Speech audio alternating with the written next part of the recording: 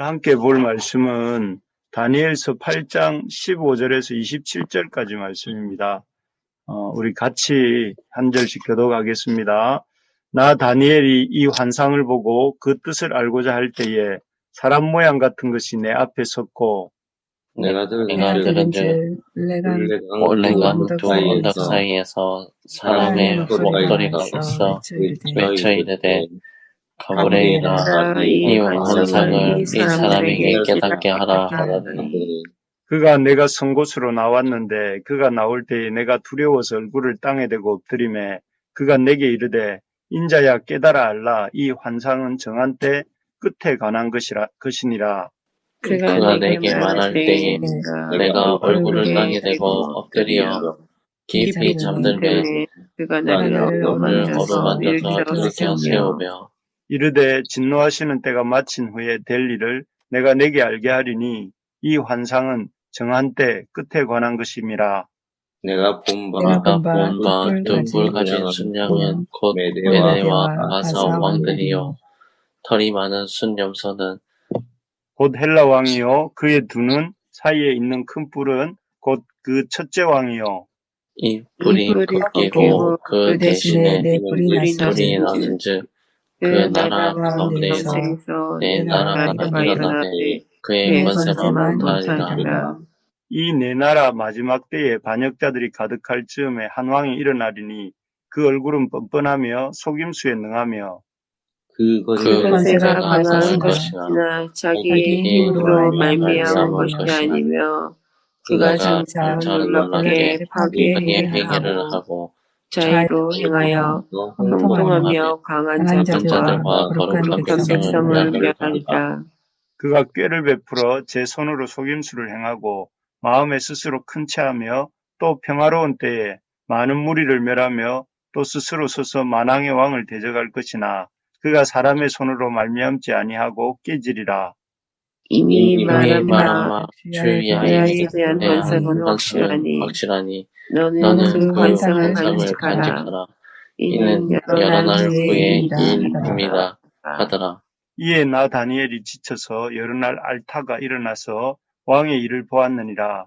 내가 그 환상으로 말미암아 놀랐고 그 뜻을 깨닫는 사람도 없었느니라. 아멘. 정한 때 끝에 이루실 일, 이런 제목을 가지고 말씀을 나누겠습니다. 오늘 본문은 어제 이렇게 보았던 8장 전반부 꿈에 대한 해석입니다. 이 꿈은 이 벨사살 왕이 3년에 다니엘이 본 두 번째 환상이죠. 꿈의 내용인즉슨 어제 보셨던 것처럼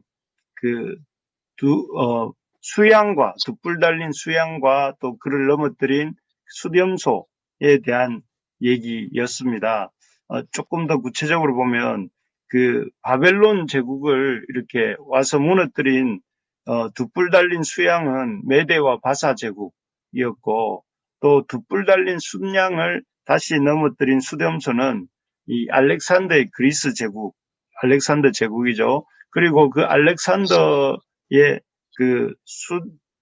염소로 묘사되고 있는 알렉산더의 제국이 멸망한 후에 그곳에서 등장하게 될 그의 제국이 네등분이 되어서 나뉘게 되고 그 네등분된 제국들 중에서 셀류코스 왕조라고 하는 그 왕조에서 나오게 되는 그래서 온 이스라엘 백성을 괴롭히는 안티오쿠스 4세에 대한 아주 이렇게 구체적인 이런 얘기라 하는 것을 여기 오늘 본문에 보면 쭉 설명을 해 주십니다. 그래서 20절 또 21절 또 22절 이런 내용들이 지금 말씀드린 내용들입니다. 그래서 이 역사가 어제 말씀드린 것처럼 뒤죽박죽 혼돈스럽게 흘러가는 것 같이 보이지만 그 역사는 그래도 하나님의 계획 속에 돌아간다 하는 것을 이 꿈의 환상을 통해서 하나님이 다니엘 선지자에게 알려주시고 또 이 꿈에 보면 아주 눈으로 우리가 살아갈 때 보면 이 대단한 나라들이 역사를 주도하는 것 같습니다. 바벨론, 메데, 바사, 헬라 제국 이런 나라들이 주도하는 것 같지만 역사의 주인공은 그런 대제국들이 아니라 하나님이시다. 이 역사가 하나님의 뜻대로 흘러갈 뿐 아니라 그 역사를 이렇게 주관하시는 분은 하나님이시다. 그렇기 때문에 그런 고난 속에 있을지라도 이스라엘 백성들이 낙심하지 말고 그 하나님을 바라봄으로 힘을 얻을 것을 이렇게 보여주셨다. 이렇게 하는 것을 어제 나누었습니다. 그런데 이제 오늘 생각해 보려고 하는 것은 이렇게 다니엘에게 앞으로 펼쳐질 일들에 대해서 아주 400년간의 그 역사에 대해서 아주 이렇게 눈에 보이듯이 상세하게 얘기해 주시는 가운데 이상하게 이렇게 한 주목받는 한 인물이 등장합니다. 그가 누구냐 하면은 어제도 말씀드렸던 것처럼 이 셀류코스 왕조의 그 알렉산더의 부하들 중에 한 부하였던 셀류코스라는 그 부하가 나눠받은 그 알렉산더 제국에서 등장하게 될 왕 안티오쿠스 4세라는 인물입니다. 그래서 이 인물은 어제 본문에서도 9절에서 14절까지 그 총 14절 중에 6절을 이 안티오쿠스 4세에 대한 이야기로 이렇게 묘사하고 있고, 오늘 본문에서도 보면 23절에서 무려 26절까지 4절에 걸쳐서, 그러니까 어제 오늘 본문을 합치면 전체 26절, 27절 본문 중에 무려 10절에 걸쳐서 그 전체 세계 역사를 얘기하는 가운데 이 한 인물에 대해서 10절에 이렇게 양을 분배하면서 묘사를 하고 있습니다. 이렇게 그 많은 구절을 할애해서 묘사하는 이 안티오쿠스 4세라는 인물은 어떤 인물이길래 이 다니엘서 8장이 이렇게 길게 그 오랜 400년이 넘는 역사 묘사 중에 이 한 인물에 대해서 묘사하는가 하는 것들을 생각해 볼 필요가 있습니다. 이 인물에 대한 이야기를 통해서 하나님이 말씀하시고자 하시는 게 뭘까? 왜 이렇게 길게 말씀하시는 걸까를 생각을 해볼 때에, 첫째는 이 작은 뿔, 그 순념소의 4뿔 중에서 그 한 뿔이 나오는데 그 작은 뿔이 바로 안티오쿠스 4세인데, 이 안티오쿠스 4세를 통해서 오늘 제목에 나오는 것처럼 정한 때 끝에 이루실 일을 말씀하려고 하시는 것이죠. 그래서 여기 17절에 보면 우리 한번 읽어볼까요? 17절입니다. 시작. 그가 내가 선 곳으로 나왔는데 그가 나올 때에 내가 두려워서 얼굴을 땅에 대고 엎드리매 그가 내게 이르되 인자야 깨달아 이 환상은 정한 때 끝에 관한 것이니라. 이 이야기가 지금 하고 있는 이 다니엘서 8장 이야기가 단지 그 메데바사 제국, 헬라 제국, 안티오쿠스 4세 얘기가 아니라 그 얘기, 1차적으로는 그 얘기지만 궁극적으로 가르치고자 하는 것이 정한 때 끝에 관한 얘기를 하나님 하시고자 하신다는 거죠. 그 19절에도 보면 뭐라고 하시냐면은 이르되 진노하시는 때가 마친 후에 될 일을 내가 내게 알게 하리니 이 환상은 정한 때 끝에 관한 것임이라. 이렇게 말. 그러니까 하나님이 정해놓으신 역사의 마지막에 대한 것이다 하는 것이고, 이 정한 때 끝에 있을 이야기들 중에 한 부분으로서 누구 얘기를 하고 계시냐면은 그 안티오쿠스 4세라는 그 하나님의 백성을 대적하고 하나님을 대적했던 그 인물의 이야기를 하고 있다 하는 것입니다. 그래서 이 이야기는 그래서 예수님 오시고 또 그 예수님 그 오신 이후에 이 교회 시대를 살다가 우리도 어느 때인가 정한 때를 이렇게 맞게 될 텐데, 그 정한 때에 대한 그 마지막 때에 대한 그 얘기를 하시는 것이다 하는 것이죠. 그래서 우리가 한번 생각해 볼 것이 뭐냐면은 이 역사는 정한 때가 있고 또 중요한 것은 끝이 있다 하는 것이죠. 그 역사는 무작정 그냥 끝도 없이 그냥 흘러가고 또 흘러가고 반복되고 반복되는 것이 아니라 그 역사에는 끝이 있다, 종말이 있다 하는 것이 이 다니엘을 통해서, 다니엘에게 주시는 환상을 통해서 우리에게 주시는 말씀입니다. 여러분 어제 아이들이 수능을 치지 않았습니까? 일생을 이렇게 그 학생들의 일생을 공부 이 시험을 하나를 치기 위해서 달려오는 게 한국 교육이 아닙니까? 그런 것처럼 그래서 이 시험을 잘 치면 이제 그 모든 중고등 시절의 공부가 끝이 나고 이제 새로운 대학 시절이 열리게 되는데 그런 것처럼 우리 인생도 끝이 있다 하는 것입니다. 끝이 있고 종말이 있다. 그래서 그 끝과 종말의 때가 어떻게 진행될 것인가 하는 것을 보여주는 것이 오늘 말씀이라는 것입니다. 우리가 마음에 이 끝과 종말에 대한 그런 인식을 갖고 살아가는 저와 여러분들 되기를 소망합니다. 영원히 계속될 것 같지만 영원히 계속될 것 같잖아요. 우리 영원히 건강할 것 같고 영원히 뭐 이렇게 우리가 이 땅에 살아 있을 것 같고 이 땅에서 우리가 참 이렇게 왔다 갔다 하면서 일어나고 자고 할 것 같잖아요. 그런데 그렇지 않다는 거예요. 정한 때가 있고 끝이 온다는 거죠. 그래서 우리가 주님 앞에 충성할 수 있는 때가 있고 그 충성하고 싶어도 건강하지 못해서 충성 못할 때도 올 것이고 또 우리가 이렇게 하나님 앞에 살고 싶어도 살지 못할 때가 온다 하는 것이죠. 그렇기 때문에 우리가 이 젊을 때 힘 다해서 이 가장 좋은 인생의 시절에 주님을 섬기려고 저도 그렇고 여러분도 그렇고 우리 애쓰고 있는 거 아닙니까? 애쓰고 있던 거 맞죠? 예, 대답들을 안 하시니까 예, 그렇습니다. 그래서 저도 어떻게 하면은 이 종말의 때에 마지막 때에 주님 앞에 칭찬받을까 생각하고 지금까지 열심히 살아왔습니다. 살아왔고 또 우리 사랑하는 동역자들도 마지막 날에 그 마지막 때에 주님 앞에 착하고 충성된 종들아 하면서 칭찬받는 우리 동역자들 되시기를 주님의 이름으로 축복합니다. 예. 아멘. 예, 그래서 이 종말의 때가 있다는 걸 알고 이렇게 살아야 되겠는데 그 종말의 때에 대해서 알아야 될 첫 번째가 뭐냐면은 이 적그리스도의 등장입니다. 적그리스도. 안티오쿠스 4세와 같은 이런 적그리스도가 등장한다 하는 것입니다.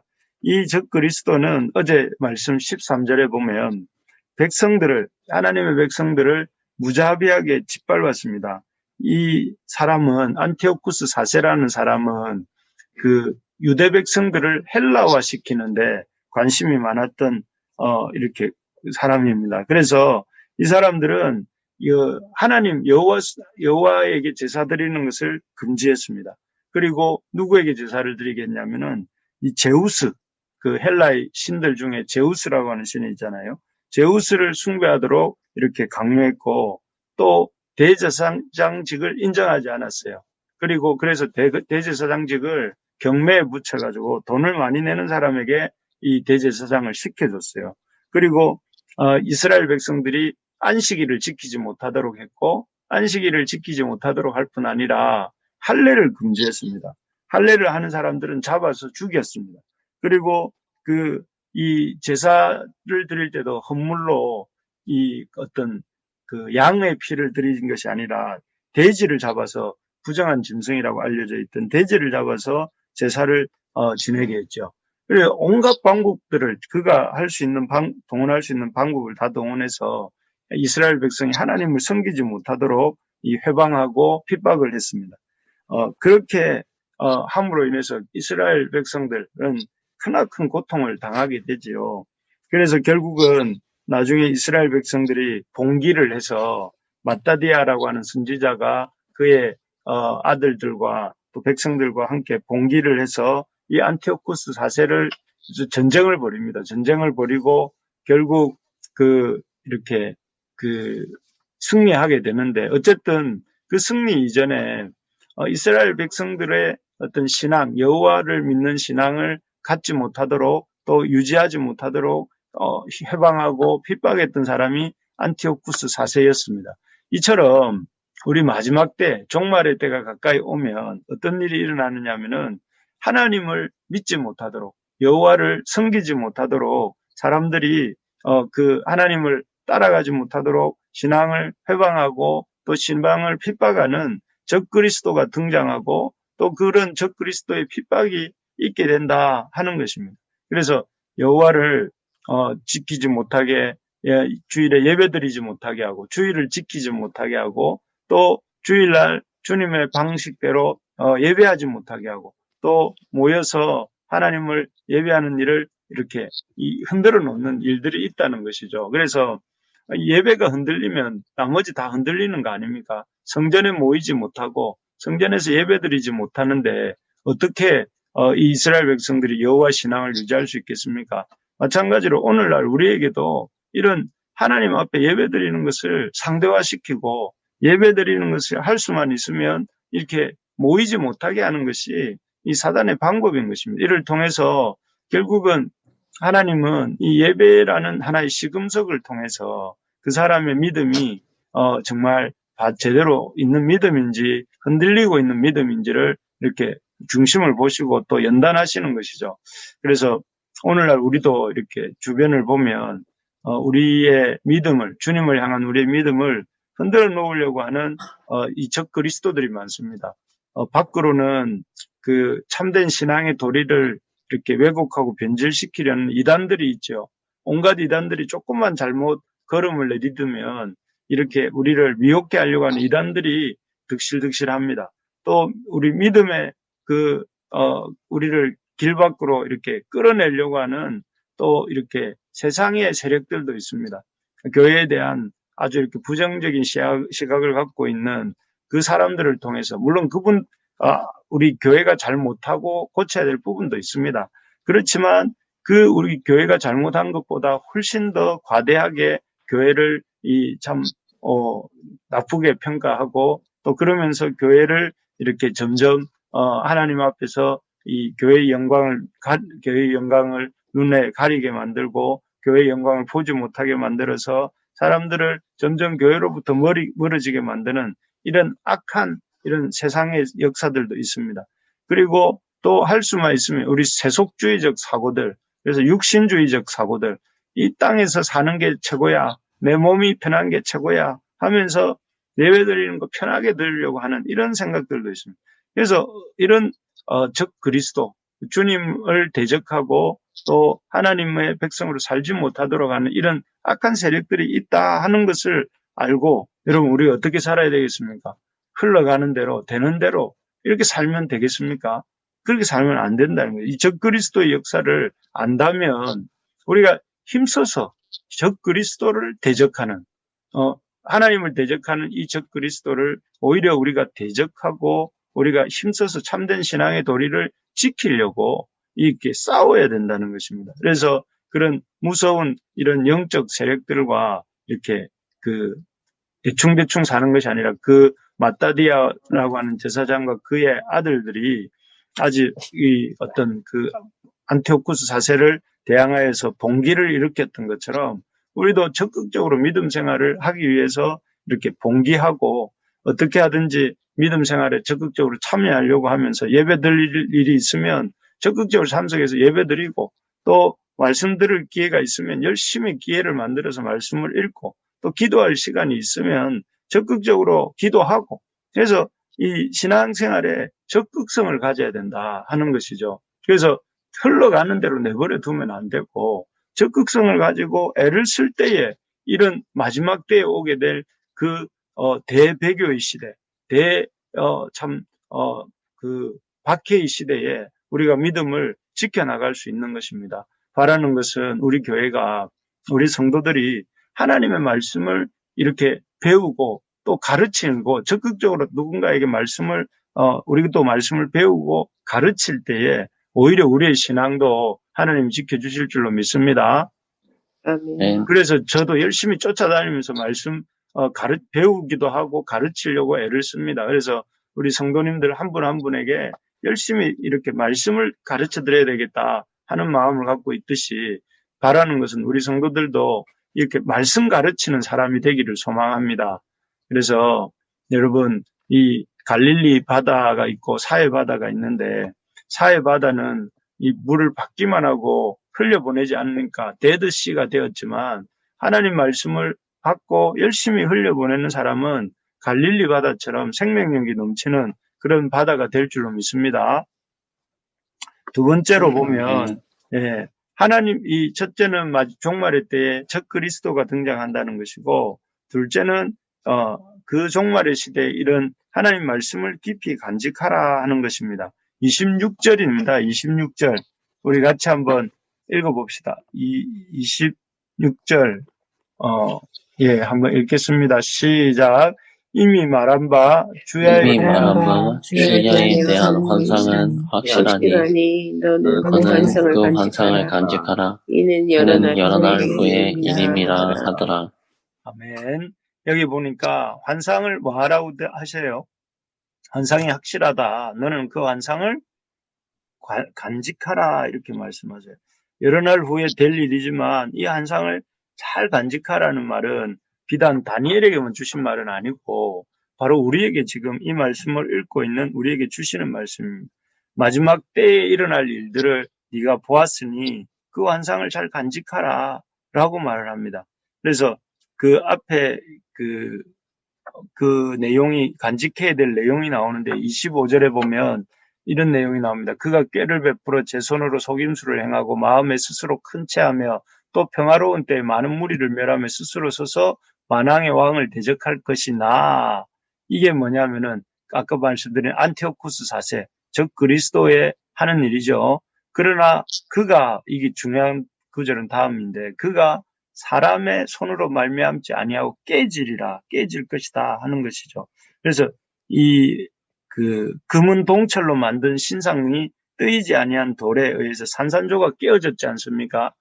깨어지고 그 돌이 이렇게 온 세상을 가득 채웠던 것처럼 적 그리스도가 깨질 것이다 하는 것이죠. 그리고 또 오늘 본문에 나오는 것처럼 여기에 있는 양이나 염소나 또 그 염소에서 나온 네 뿔이나 또 그 사이에서 나온 한 뿔이나 모든 것이 다 깨진다는 거예요. 그래서 가슴 깊이 새겨야 될 게 뭐냐면은 이 세상 나라는 이렇게 깨지고 사라질 나라들이다.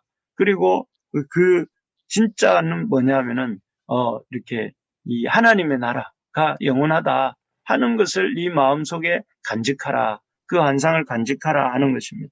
여러분, 이 세상의 모든 것들은 이렇게 하나님의 나라가 아닌 것들은 다 사라지고 또 이렇게 흩어지고 말 것이라는 것을 우리가 늘 명심해야 됩니다. 우리 눈에 보이는 세상 제국, 또 우리가 세워갈 우리의 제국, 우리의 어떤 이 영광은 풀에 꽂히고 아침 안개와 같다 하는 것을 기억하면서 영원한 것이 무엇이냐? 영원한 것은 바로 하나님의 나라다 하는 것이죠. 그래서 여러분, 지혜로운 사람은 이런 하나님 나라를 위해 사는 사람인데, 여러분, 우리가 주님의 그 영원한 나라를 생각하면서 주님의 교회를 세워가고, 또 주님의 복음을 전하고, 주님의 말씀대로 이렇게 우리 아이들을 키워가고 양육하는 저와 여러분들 되기를 예수님의 이름으로 축복합니다. 네. 아멘. 그래서 우리가 참 이 땅에서 영원한 것을 위해 살아가는 사람들이 저와 여러분들입니다. 그래서 바울이 한 말처럼 우리의 겉사람은 후패하지만 우리의 속사람은 날마다 새로워진다라는 것처럼 우리가 날마다 지금 새로워지고 있는 줄 믿습니다. 저를 보실 때는 어떻는지 몰라도 저는 날마다 새로워지고 있습니다, 지금.